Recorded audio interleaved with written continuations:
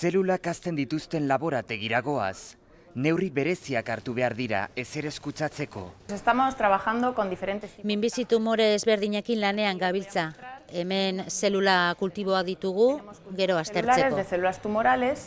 Gure helburua da aurkitzen ditugun zelula tumoralen ezberdintasun hauek erabilgarriak izatea bere egunean pazientien tratamendurako eta azkenean paziente horien bai pronostikoa, bai diagnostikoa hobetzeko. Esto es un fragmento de un tumor de colon. Kolonekoa da gure gizartean zabalduen dagoen minbizietako bat. Sexuen arabera hauek dira ugarienak.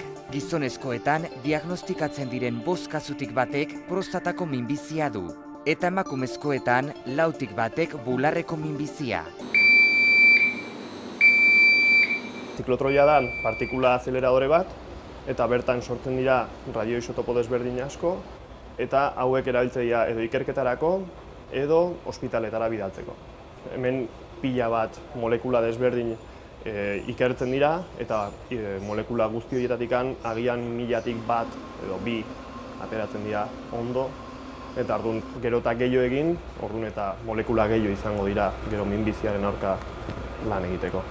Ziklotroi honetan sortzen den sustantziaren goizeko produkzioa ikerketarako erabiltzen da, eta gaueko produkzioa ospitaletara doa. Hemendikan ateratzen dena da, gero ospitaleta bidaliko ditugun dosiak, paziente bakoitzai injektatuko zaizkiona, eta horrekin kantzerra detektatzeko kontraste bat edukiko dugu.